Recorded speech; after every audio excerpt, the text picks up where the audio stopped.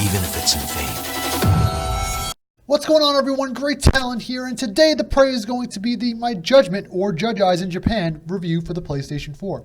So Judgment is the resultant outcome of what one would get if they mixed up all of the fighting and exploration mechanics of all of the prior Yakuza games and infused them with a bit of Phoenix Wright Ace Attorney along with elements of stealth games such as Hitman and or the Assassin's Creed games to deliver quite the action-packed sleuthing game that will test out your wits as well as your brawn throughout the course of its lengthy tale. And in case you're not familiar with the Yakuza series, what I mean by this is expect an old school style beat 'em up like the old school beat 'em ups like Streets of Rage or what's the other one called? Double Dragon, even. Brought to you in a new modern day 3D scope with modern day fighting tools, as you can see here. Sega produced this, published this, and Ryugagotoku Studios made this, along with all the other Yakuza games. And their mantra of, long yet satisfying journeys in these types of games is once again present in Judgment, as well as its wild sense of humor. So let's begin to break down this latest entry in the Yakuza-verse with Judgment, or Judge Eyes if you're playing in Japan. Okay, so graphics and performance are up first. So Judgment uses the latest version of the Yakuza game's Dragon engine, and it is showcased quite well here. In certain cutscenes, you will notice even the slightest details on clothing and facial expressions popping out as at you, such as wrinkles in clothing or facial expressions popping out at you, like pockmarks or pores on characters' faces are quite impressive to me, seeing as though the game is not running in HDR at all, or has any type of 4K on the PS4 Pros, which what I played it on. During the core gameplay, such as navigating around the overworld and interacting with NPCs or fighting enemies, the graphics are scaled down a bit to coincide with the amount of saturation present on screen at once to stabilize the frame rate, which is almost always locked in at 30 frames per second on the PS4 Pro and does not have much issue staying there at 30 frames per second, which actually helps maintain the flow of heavy action sequences for what it's worth. I rarely noticed any frame dips or lag, even when the game had me taking on and throwing 10 plus enemies at me at once, which was nice. Although I do hear the PC version of Judgment though can render images to upscale to near 4K and even run at 60 frames per second, which once again blows the consoles out of the water in terms of performance. I'm talking about the Yakuza games primarily, as I don't think Judgment is on PC yet, but the Yakuza games on PC, they do run at 60 frames per second at a whopping 4K scaling. So it just goes to show you why I have such a love-hate relationship with the PC, because PCs, I'm a console gamer, and PC is the master race in this aspect, but I still have to respect PC hardware for delivering raw unlimited power when it can. But alas, if you're playing even on a base model PS4, you still shouldn't have any issues in terms of frame rate, and the graphics render at 1080p as just a target resolution, whether you're playing on a base PS4 model or a PS4 Pro. Judgment's heart and soul, and the gameplay and control, So Judgment's heart and soul is primarily focusing on third-person action, exploration, and combat, but its secondary form is that of using your wit to overcome obstacles, such as scoping out targets and tailing them in stealth mode. And also, a new element to the Yakuza-verse style games is that of investigating crime scenes. And what's really cool about investigating these crime scenes is that you get to search for clues in order to help you with your investigation in cases. You can also get a mobile drone that actually follows you around at your disposal to scan target areas and to spy on subjects or suspects and targets in your case files, which I found to be a very cool tool, and actually opened up the canvas from Judgment being just another run-of-the-mill beat-em-up, like its predecessors before it. So what also separates Judgment from the Yakuza series is its timely use of the stealth option. During certain cases, you are tasked with tailing targets, which is a first for the series, and it's a bit simple yet effective nevertheless. You tail targets while moving from cover to cover, hiding behind signs, cars, walls, or if they should happen to turn around.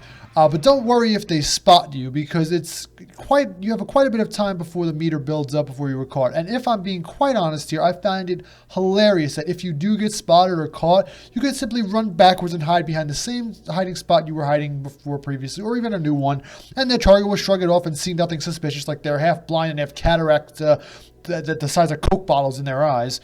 You can also seek out clues in first-person mode during numerous cases throughout the game, like I said previously, in scan mode and first-person mode. Determined clues would help you with evidence against how cases play out later on. And during some instances, you're tasked with using your noggin to pick the right clues in order to successfully complete cases. And it's also one to unlock certain trophies, too, if you do it in the correct order. On the flip side, in regards to its brute-like strength, in terms of its combat, Judgment has all those Yakuza-like mechanics dialed up to 11. You have 2 fighting styles at your side to utilize. You have Tiger, which focuses more on one-on-one fights, such as during boss fights, and Crane, which is used for taking on waves of enemies at once.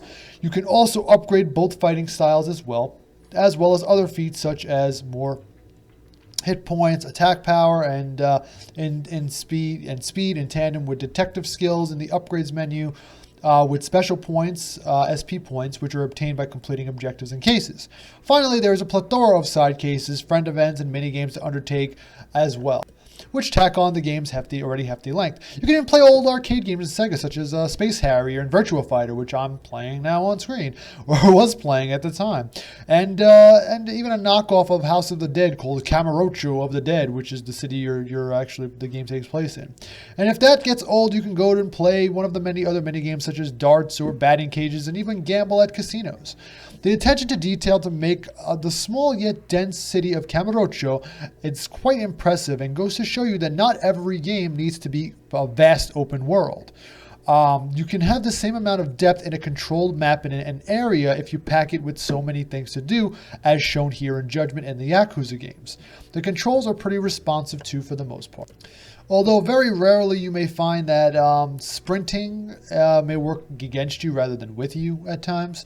In rare instances, you may be find sprinting a little too overzealous at times, and it doesn't stop on a dime when you want to right away. And in rounding corners isn't really great. And honestly, there at times I really felt that when you're walking, you're too slow. When you're running, you're too fast. And there was no happy medium. So it's a minor inconvenience, but I thought it worth mentioning in case you figure out why you're walking like you got shit up your ass when you're walking, and why you're running. Why is the running just a little weird at first, but you do get used to it over time. Now on to the story, narrative, and campaign. So the story of Judgment cuts deep over its course of its 12 chapters. While it starts off as a simple story of a disgraced lawyer, Tak Yagami, after acquitting a man accused of murder, only to allegedly murder his girlfriend as soon as Yagami got him off scot-free.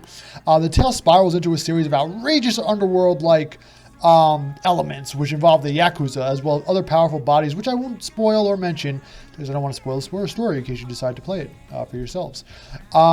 But it's also a roller coaster ride of emotions, and of a tale that features so many emotions, like I said, from loss to redemption to sorrow, and even revelation at the time it ends its near its conclusion, and sports some really messed up segments that quite some more controversial and ethically shocking as well, it seems. Yagami is joined by a cast of likable characters as well, such as his sidekick and ex-Yakuza Kaito-san, and as well as pals from his former law firm, and more as the story unfolds. The narration is delivered to you in intense cutscenes with so much tension at times that it can be cut with a kitchen knife, while at others, especially during side cases and friend events, balance the drama with humorous notions and little stories, such as, in one of the side cases, you have to find perverts responsible for groping women's asses, and you have to go after a person called Ass Ketchum, or other encounters like chasing down mascots dressed in costumes who's wielding a butcher knife and a backpack and robbing convenience stores. I mean, there's no shortage of stories in this game, and there's something for everyone here at the end of the day. For the first time ever in a Yakuza-verse game, you can also opt to hear dialogue with an English sub, which is actually an English dub, which is actually nice for those of you who prefer to hear the game play out in an English tone, if that is your native language. But for me, however, I always go full native Japanese dialogue and use English subtitles, as that is how these types of games were meant to be played. Hey. Wanna break out the pigeon? On it. What the? Hold up. That's him.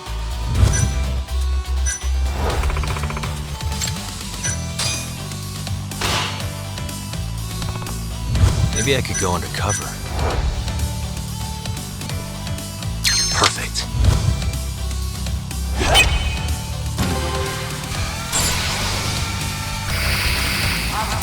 Towards Pink Street. Crowd's thinning out. Get your ass over here. Got it. Takayuki Yagami.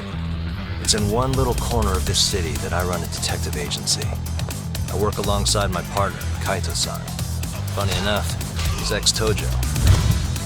が回ってきそうだ。そんな本当ですか？まあその点進展なら。ええ。無罪？でもそんな。ああ、どうしても親神を？なんだよ、やってられる。エミちゃんと共に殺された。君は本当に無実だったか？俺は何もやってないって。何度もそう言った。あんただって聞いてたろ。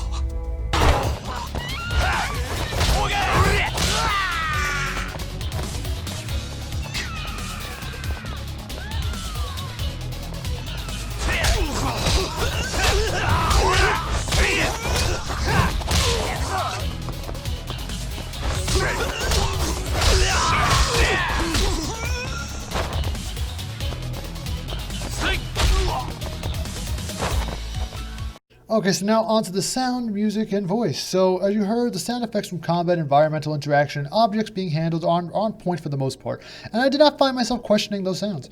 The music I thought was low yet subtle, and it needed to be that way in my opinion for the tone of the story as well as its setting, and during fight sequences, the music will turn to some ambient rock sounds when you're kicking the ever-loving crap out of anything and everything on screen, and I thought it added a nice touch. And lastly, the voice acting. From what I heard in Japanese, it delivers a dramatic and intense performance on all fronts. You'll be on the edge of your seat too during some of these moments of these story chapters with some of the intentionally forced, slow churn delivery of the dialogue that will make you stun locked in your seats focusing on what's going to happen next. English, on the other hand, they do try. I tried playing it in English. It just gets a little cheesy at times because it's not their native tongue and the translation doesn't really meld well together when you translate Japanese to English.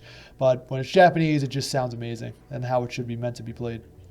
Okay, so now on to the replay value, and to wrap it up, overall score is worth your time. So the replay value, I'm going to say, is high. You're not going to get bored with Judgment anytime soon. Between its 12 story chapters, lengthy story chapters, and plethora of side quests, friend events, minigames, and random encounters, you're looking at least 35 to 40 hours on your journey, and there's even New Game Plus to complete all the stuff you missed on the first go-around if you want to get all the upgrades and whatnot. And okay, on the overall score, and is it worth your time? Judgment is yet another worthy standalone title from the hard workers at ryugagotoku Studios, and should not be missed by any fan of the Yakuza-verse games that adds a spin on its own by allowing players to become their own lawyer by day and detective by night. I would say to most out there that yes, this is worthy of your time if you have the time to spare, because it's, like I said, it's a lengthy journey. I'm going to go with an 8 out of 10 here with this one, because the only flaws I could really find about this game is honestly there's mild wonky controls like the sprinting and cornering on the map, and it may be a little too drawn out and lengthy, some of the chapters, for some of you folks out there who want a more fast-paced, a more quick ending action game. But if you're a fan of old school style beat 'em ups brought to you in the current modern day generation with a twist alongside of a solid detective game with some mild stealth sections, then look no further than Judgment. So with that being said, that's my review of Judgment. Let me know what you guys think in the comments below. If you liked the video, hey, why not like it and subscribe? Even better. Next review is coming very, very soon. Tomorrow, maybe. So thanks again for stopping by. I appreciate all your love and support, and I will catch you guys on the next one. Thanks for stopping by.